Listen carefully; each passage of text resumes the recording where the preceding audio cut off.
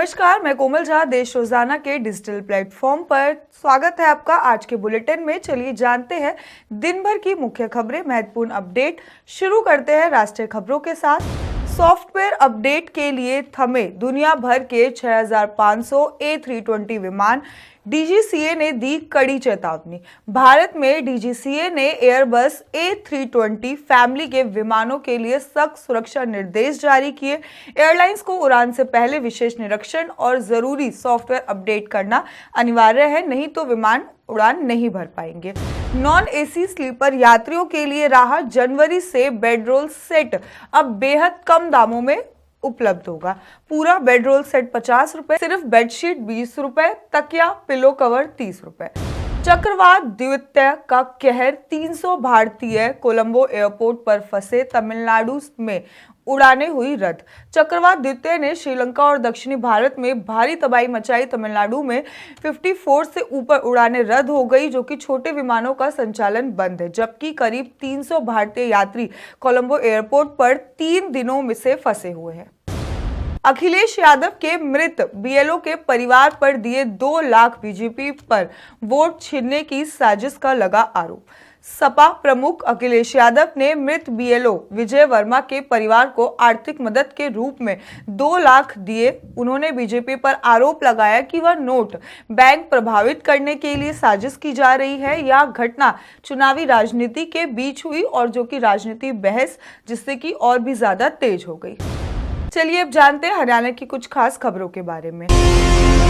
हरियाणा सरकार स्कूलों में गैर हाजिरी पर छात्रवृत्ति यानी कि स्कॉलरशिप काटी जाएगी। अभिभावकों से बच्चों की छुट्टी की सूचना व्हाट्सएप या लिखित आवेदन से देना अब अनिवार्य होगा और 10 दिन से अधिक गैर हाजिरी वाले छात्रों को ड्रॉप आउट रजिस्टर में दर्ज कर दिया जाएगा। यह कदम स्कूल में उपस्थिति बढ़ाने और शिक्षा के स्तर को सुधारने के लिए उठाया गया है। दिल्ली ब्लास्ट केस, आतंकी साइन के फ्लैट में 18.50 लाख सोने के बिस्कुट और गहने बरामद किए गए। दिल्ली पुलिस की जांच के दौरान एनआईए ने फरीदाबाद में आतंकी डॉक्टर साइन के फ्लैट पर 18.50 लाख रुपए, 2 सोने के बिस्कुट और करीब 300 ग्राम वजन के गहने बरामद किए। इसके अलावा फ्लैट में सऊदी अरब और अन्य देशों व विदेशी मुद्रा भी मिली, जबकि दस्तावेज और लॉकर की जांच अभी जारी है। 25 साल बाद हाईकोर्ट ने माना 2 मकानों के ढहने में राज्य की लापरवाही थी। पंजाब और हरियाणा हाईकोर्ट ने लगभग 25 साल बाद ये बात मानी कि हरियाणा सरकार की लापरवाही के कारण 2 गांव के मकान ढह दिए थे। साइड प्लान, गवाहों की गवाही और पाइपलाइन के रिसाव की शिकायत पर कार्रवाई न करने जैसे ठोस सबूतों के आधार पर यह निर्णय लिया गया था। एचआईवी मरीजों के लिए सरकार की बड़ी पहल, अब सुनवाई होगी आसान। राज्य सरकार ने एचआईवी पॉजिटिव मरीजों के लिए इलाज के लिए एक नए नियम बनाए हैं। अब डिविजनल कमिश्नर को लोकपाल की पावर दी गई है, जिससे मरीजों के मामले जल्दी निपटाए जा सकेंगे। सरकारी और निजी अस्पतालों में निःशुल्क इलाज और जांच सुनिश्चित होगी। साथ ही मरीजों की पहचान गोपनीय रखी जाएगी। एमडीयू में महिला कर्मचारी से मासिक धर्म का सबूत मांगने पर सुप्रीम कोर्ट सख्त। सुप्रीम कोर्ट ने महर्षि दयानंद विश्वविद्यालय में महिला सफाई कर्मचारियों के मासिक धर्म का सबूत मांगने की कथित घटना पर गहरी चिंता जताई है। कोर्ट ने केंद्र, हरियाणा सरकार और संबंधित पक्षों से जवाब मांगा। इस मामले की सुनवाई 15 दिसंबर को होगी। जस्टिस नागरत्ना ने इसे महिला की गरिमा और मानसिकता से जुड़े गंभीर सामाजिक मुद्दों के रूप में देखा है। पंचकुला क्रूज गाड़ी में 20 पेटियां अवैध शराब बरामद हुई, आरोपी काबू। पंचकुला पुलिस ने पिंजौर सुखोमाजरी बाईपास कार कार्रवाई करते हुए मनीष कुमार की गाड़ी से 20 पेटियां अवैध शराब बरामद की, जिसमें देसी और विदेशी शराब, बियर समेत कुल 480 बोतलें शामिल थी। आरोपी को हिरासत में लिया गया और आगे की कार्रवाई अभी जारी है।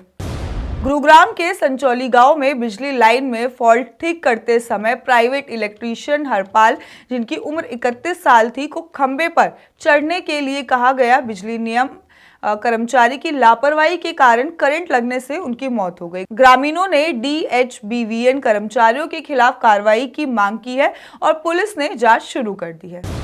गुरुग्राम ढाबे पर अवैध शराब और ई सिगरेट बिक्री का भांडाफोड़। सीएम फ्लाइंग टीम ने गांव गढ़ी मुरली के एक ढाबे और पान की दुकान पर छापा मारा, जहां अवैध रूप से शराब परोसी जा रही थी और ई सिगरेट बेची जा रही थी। मौके पर ढाबा मैनेजर को काबू किया और एक्साइज एक्ट 2020 के तहत मामला दर्ज कर पुलिस के हवाले किया गया।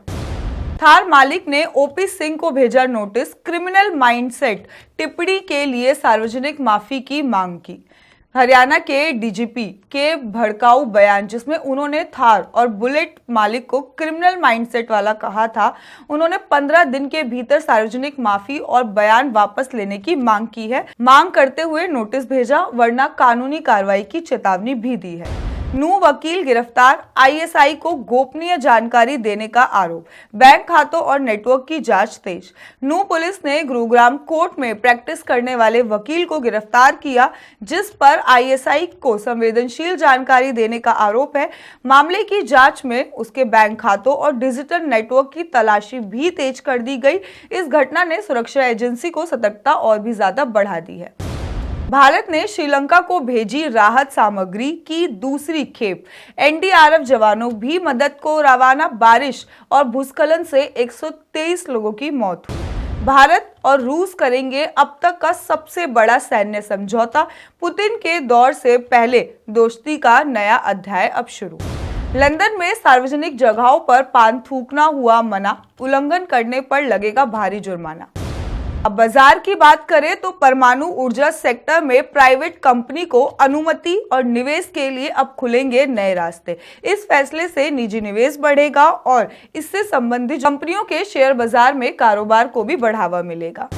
ऑनलाइन कपड़े बेचने वाली कंपनी मीशो का 5,421 करोड़ आईपीओ 3 दिसंबर से खुलेगा। प्राइस बैंड 105 से 111 के बीच प्रति शेयर होगा और आईपीओ के बाद कंपनी का अनुमति वैल्यूएशन जो बताया जा रहा है $5.6 बिलियन के आसपास होगा। आज के लिए इतना ही। बाकी के अपडेट्स के लिए देखते रहिए देश रोजाना। सब्सक्राइब करें देश रोजाना के YouTube चैनल को और नई वीडियो की नोटिफिकेशन पाने के लिए बेल आइकन जरूर दबाएं। अगर आप ये वीडियो Facebook या Instagram पर देख रहे हैं तो पेज को लाइक और फॉलो जरूर करें और ज्यादा से ज्यादा शेयर करें।